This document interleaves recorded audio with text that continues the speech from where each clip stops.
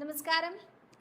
വൃശ്ചിക മാസത്തിലെ വെളുത്തപക്ഷത്തിലെ ഏകാദശിയാണ് ഗുരുവായൂർ ഏകാദശിയായിട്ട് ആഘോഷിക്കാറുള്ളത് കേട്ടോ. ശുക്ലപക്ഷ ഏകാദശിയാണ് ഗുരുവായൂർ ഏകാദശിയായിട്ട് ആചരിക്കാറുള്ളത്.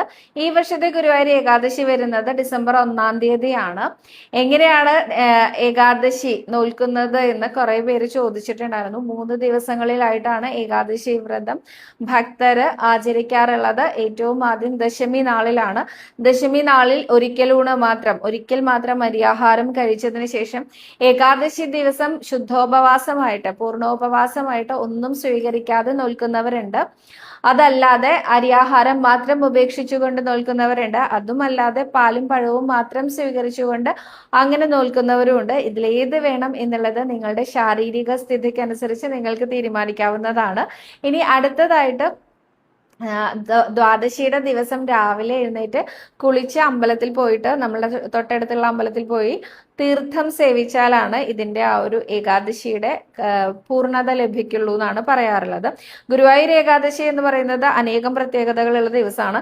ഗുരുവായൂരപ്പന്റെ പ്രതിഷ്ഠാ ദിനമാണ്. അതായത് ഗുരുവും വായുവും ചേർന്ന് ഗുരുവായൂരപ്പന്റെ ദിവ്യ വിഗ്രഹം ഇവിടെ പ്രതിഷ്ഠിച്ച ദിവസമാണ്.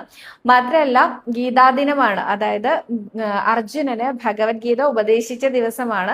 ഗോവിന്ദ പട്ടാഭിഷേകം നടന്ന ദിവസമാണ്. ഗുരുവായൂർ കേശവന് മുക്തി ലഭിച്ച ദിവസമാണ്. അത് മാത്രമല്ല നാരായണീയം മേൽപ്പത്തൂർ എഴുതി രചിച്ച് സമർപ്പിച്ച ദിവസമാണ് കേട്ടോ ഈ ഒരു ഗുരുവായൂർ ഏകാദശി എന്ന് പറയുന്നത്. ഇങ്ങനെ അനേകം പ്രത്യേകതകളുള്ള ഈ ഏകാദശി എല്ലാവർക്കും നോൽക്കാൻ സാധിക്കട്ടെ.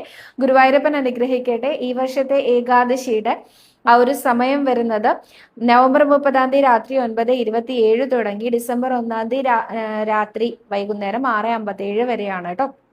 ഇനി ഇതിന്റെ പാരണയുടെ സമയം വരുന്നത് ദ്വാദശി ദിവസത്തില് പാരണയുടെ സമയം വരുന്നത് രാവിലെ 6:57 മുതൽ 9:15 വരെയാണ് കേട്ടോ. 9:03 വരെയാണ് നമുക്ക് ആ ഒരു പാരണയുടെ സമയം. അതായത് ദ്വാദശിയുടെ ദിവസം ഈ സമയത്തിന്റെ ഇടയിലാണ് നമ്മൾ തീർത്ഥം സേവിച്ചുകൊണ്ട് നമ്മുടെ ഏകാദശി അവസാനിപ്പിക്കേണ്ടത് എന്നുള്ളതാണ് ഈ വർഷത്തെ ആ ഒരു ആചരണ രീതി.